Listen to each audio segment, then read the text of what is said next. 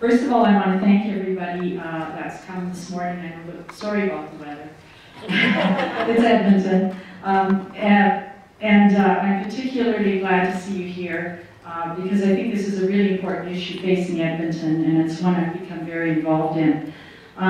So I've tried to write a preliminary paper. My original plan was a panel with all the activists here, and I would just chair and throw out a few questions, and that's why I was some kind of a panic writing a paper. The activists are all down at City Hall, and so for those of you that don't know, this is the second day of public hearings on the food and agricultural strategy that was released in a draft form on October 4th, and Jonathan's going to talk a lot more about it. And so it's very fortunate that I did not have the panel because I had to have nobody here with the panel, and then I would really be in trouble. At least I knew far enough ahead. I was writing a paper and had a 20-minute limit. I'm here in two roles. First of all, I'm here as an activist. I'm part of an organization called the Greater Edmonton Alliance, which has been working to raise attention in the City of Edmonton to food issues and to ensure that there are efforts to support local food and a vibrant, resilient, and sustainable local food economy. Edmonton is making some major planning decisions in the next while, and they could foreclose the possibility of creating that local food system. My second role, however, is as a political scientist who, as Roger indicated, has done a lot of work on international trade. More recently, I've been working on international trade and global food standards, including issues around labeling. And I'm very interested in the work of social movements and the struggle over consumers' right to know what is in their food and how it is produced. So this is just an outline of my presentation. I'm probably not going to get all the way through it in any kind of detail given the time limits. But I'm going to start with 2008, and I'm going to start with 2008 as the beginning of the story. I'm not going to suggest that nobody cared about food before 2008. I'm not going to suggest there were no local food activists in Edmonton before 2008. But the story of this struggle, and I see it as a struggle, over local food, it begins from my perspective in 2008. I'll talk a little bit about the organization I'm working with, GIA. I'll talk about land use and the politics of land use. I'll talk a little bit about how movements and various actors in this struggle frame the issue of food.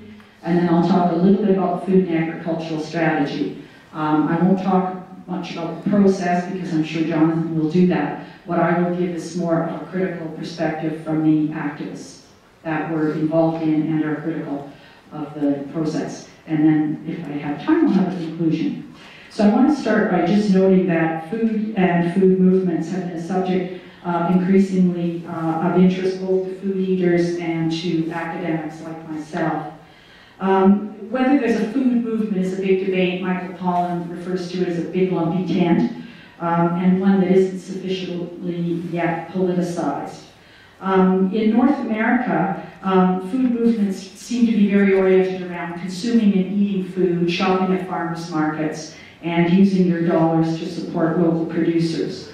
In contrast, if you go to the global south or anywhere outside North America, food movements are really struggles around access to land, around land grabbing, around trade deals that permit dumping and destruction of local rural livelihoods. So you don't need to talk in the global south about politicizing the food movement. It's deeply political. However, some of the challenges that they face in the global south, we also face in the global north.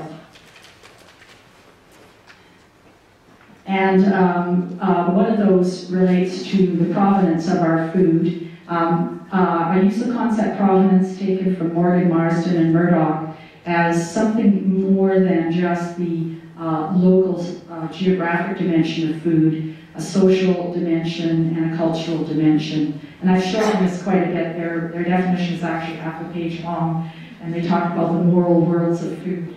But provenance is what I think motivates and concerns most North Americans, and it's the basis of what I saw as the development of the food movement in Edmonton. What I want to talk about a little bit, though, is land grabbing, and this is the National Farmers Union. This is a graph that many of you have probably seen, and recent census data puts the bar to the right down even a little bit further. The number of farms are declining in Canada. The farms that are left are getting bigger and bigger and more into agribusiness. But in many parts of Canada, land's being purchased, as the National Farmers Union notes, by absentee investors through speculative land investment corporations, rented back to farmers who then farm crops while they wait to be developed. That is, they may end up not producing crops anymore. And this situation actually exists in Edmonton. And the National Farmers Union sees it as a trend across Canada. Now, the story begins in 2008, and I identify two things that are the start of the story. One of them is, again, a graph you've probably already seen of food prices from the Food and Agricultural Organization, and you see a huge spike in nominal and real food prices in 2008. More importantly, you see increased volatility. And food prices are likely to continue to be volatile in the foreseeable future. So food security was put on the agenda for many North Americans as a result of that. The second part of my story involves a dinner. And it involves a dinner of 10 people who sat around talking at a United Church in Edmonton and started to get concerned about the future for their children, the provenance of their food, why they had so much difficulty accessing local food, and they decided on the basis of that maybe they should start talking to a wider group of people, and they held a local foods dinner, which to their surprise attracted about 115 people, and they began to talk about food issues. They also began to talk to farmers who started telling them about urban development and how it was encroaching on their ability to continue farming and producing food. That led this group, which was part of a church, which was part of a broader organization, to start to raise questions in the organization, and members in the organization began to talk about what we could do about food and local food. The organization in question is called the Greater Edmonton Alliance, and if you're from outside Edmonton, you've probably never heard of it. It's based on a concept called the Industrial Areas Foundation, which grew out of the work of activist Saul Alinsky. So the Greater Edmonton Alliance is an amalgam of over 40 organizations, many of them churches, some of them trade unions, some of them other community groups. And they're very oriented towards what they call the common good, organizing for the common good. This is their vision. And you'll notice it has a heavy emphasis on grassroots participation and holding elected leaders accountable and building leadership at the local level for social transformation. So it's a multi-issue organization. It's not a single-issue organization. And it works very much on listening to its members and moving forward with issues that are both important to their members but also winnable. This is not a radical organization. It's a highly disciplined organization that looks to work within the system, but within the system in a way that organizes and mobilizes people to use that power in social transformation, largely through affecting decision makers and elected leaders. This is a timeline. I realized I had no time to go through this whole timeline, but I wanted to show you how GIA began to build toward this campaign on local food. After the church dinner, there were workshops and an attempt to show that local citizens cared about food by organizing direct purchases from farmers. There were first attempts to meet with city councillors, most of whom refused, along with developers. And then GIA began a process of doing what it does to try and get to what it calls the decision-making table. That is, you start to mobilize citizens. So after having no interest from city councillors or other officials or developers to talk about local food and the future of food in Edmonton, GIA turned out 500 people to City Hall for the first public hearing on the city's municipal development plan. That got someone's attention. At that point, GIA began to continue to work on a number of levels, including both trying to continue to show that there was a demand for local food, but also that there was a demand for citizens to have a voice on the municipal development plan and on a vision for Edmonton's food future. One of the most amusing and well-attended events they did was called the Great Potato Giveaway, where they partnered up with local farmers who they were increasingly developing relationships with to give away potatoes. And to their amazement, 15,000 people decided to come to the northeast of Edmonton and get potatoes, which led to a massive traffic jam and a great deal of media attention.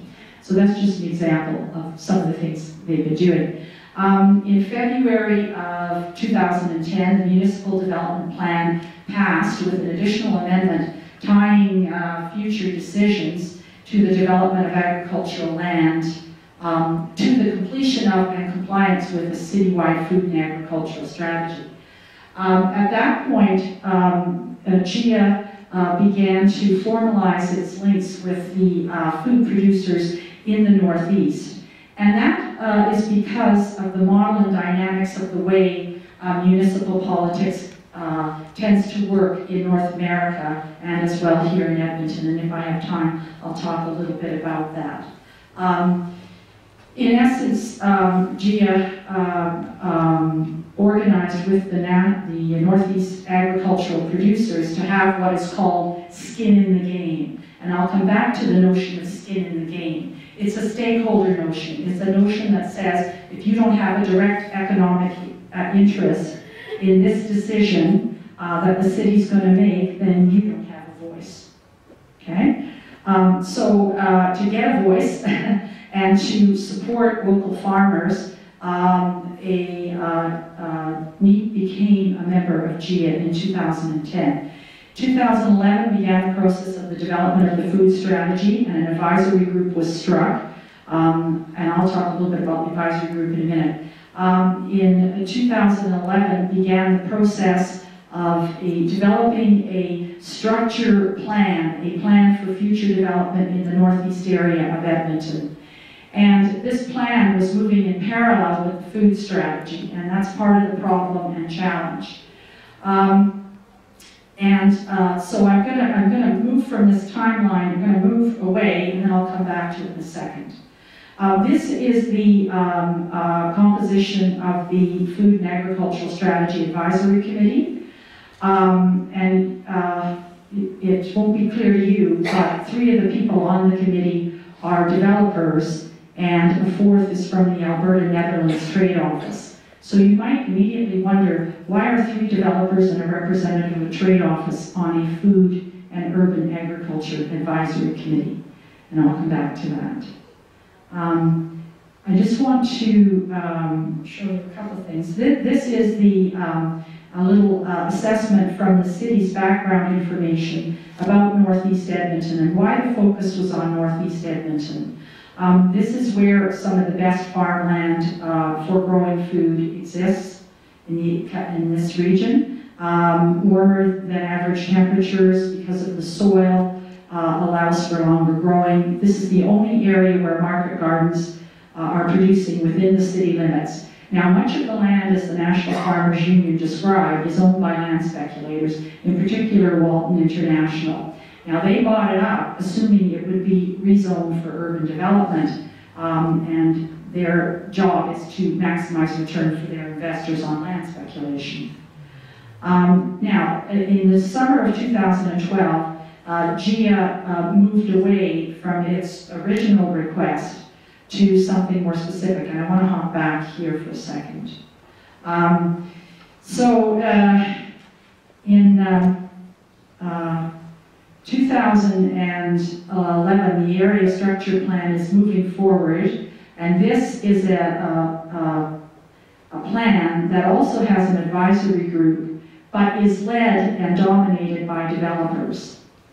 The way in which land development works in Edmonton, and I think possibly other urban areas, is that key stakeholders i.e. those who own most of the land in the area lead the development plan. As a consequence, the development plan was led by the land speculators. Although there is an advisory committee, and 2 GIA reps were on that committee, the committee is top heavy with developers. So this plan is moving forward at the same time that the food and agricultural strategy is. Now the problem from GIA's perspective, and I realize I'm going very fast, but I'm going to have to jump forward here. The problem from GIA's perspective was that this land, and I'll just quickly show you this map, is over in the northeast. This map shows you the brown area up above is the area we're looking at. So this land was being already considered for development. The draft development plan was circulating, and there was GIA talking about an agricultural strategy that would be the key element that the city had to take into account before it made decisions about this land. The problem, however, was that the agricultural, food and agricultural strategy was going forward and was itself a very flawed process. And so I have a list here of just some of the main questions about what was going on with the development of the food strategy. The timelines were very rushed. In other words, they were being driven by the area structure plan and the desire to redevelop the Northeast. Despite citizens loudly demanding through all the consultations that Jonathan will probably describe, the fact that they wanted land in the Northeast preserved to grow food, it does not show up in any major way in the final recommendations. Finally, if you've tied yourself to a process and the process is flawed, and then the draft plan is extremely weak on the key issue you wanted it to address, you have a problem. And so GIA had to move off its goal of talking about seeking better information and taking the strategic food and agricultural strategy, strategic plan into account, and ended up having to actually ask in a public demand for the preservation of 600 hectares of that land in the Northeast. Now, if I can jump to the map, that land in the Northeast that's being developed, the 600 hectares is a third of that land, so 2/3 left for developers. It's also only 10% of all the agricultural land in the Edmonton area, and 3/4 of the land that's food agriculture has already been lost since 2006. So GIA thought this was a pretty modest ask. In fact, we thought it was too modest an ask. Currently, there are 200 hectares in food production, I believe. So, however, what the ask did was it polarized the situation, and nothing sums it up better than the very articulate Councillor Tony Catarina. You have no interest. We're going to have somebody here with no interest. There are about 500 of those somebodies at City Hall, financially or otherwise, coming forward supporting something that they really have no skin in the game about. And those that do are going to suffer the consequences, i.e. the developers and anybody who wants to sell their land for development. So the model of land development drives very much municipal politics. And if you don't have skin in the game, you don't have a voice. Because GIA had focused on land use, it, as I say in the paper, got down into the belly of the beast of local municipal politics. A lot of local municipal politics across Canada is about property development. And property developers dominate the process. About 45% of the campaign contributions of councillors in the last election come from developers. This is from a presentation by one of the GIA representatives. As she says, I'm not saying that any or every councillor's vote is bought and paid for, but it puts them and us in a difficult position, and they'll need support from us as citizens to withstand these pressures and balance the needs of the entire city in terms of housing, food, roads, public transportation, and jobs. Councillors are not used to thinking about balancing the needs of the entire city when they make property development decisions. They're used to thinking about stakeholders, either who own the land or those around that land who are directly impacted. This is a meeting that GIA had, which attracted about 130 people, and I think eventually one city councillor showed up, so that's just very symbolic. I'm going to conclude here. This is just a couple of quotes from Robert McDermott, a very good political scientist from York University. And he's talking about the pattern of municipal politics in Ontario, but I would argue this easily applies to Edmonton. And that is the heavy role that developers play in the funding of political campaigns and the resulting decisions that create unsustainable urban sprawl, high transportation costs, environmental degradation, and a weak sense of community. And I think the case of the City of Edmonton models this, but it also, there's a glass full, glass empty. The glass half empty may be that the city approves this very weak strategy and it goes forward and it's structured in such a way that it can be largely ignored when the area structure plan is developed and discussed in the new year. The glass half full, however, is that once you turn those citizens out, they tend not to want to go home again.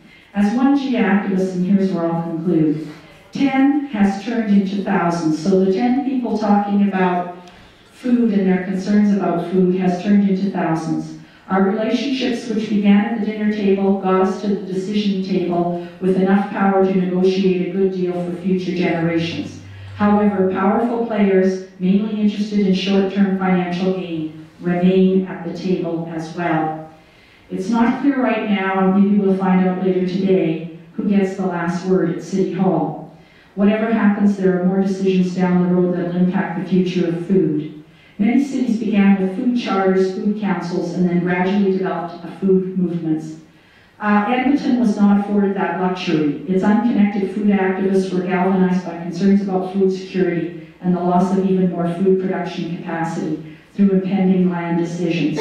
GIA's focus on mobilizing citizens to get to the table may not lead to victory on the land in the Northeast, but it may have forged coalitions of concerned and aware citizens who can both challenge the prevailing disregard at the level of our City Council for ensuring a sustainable and resilient local food system, and it'll question the business as usual process of allowing development interests to drive the agenda for all citizens, food eaters and growers alike. Thank you.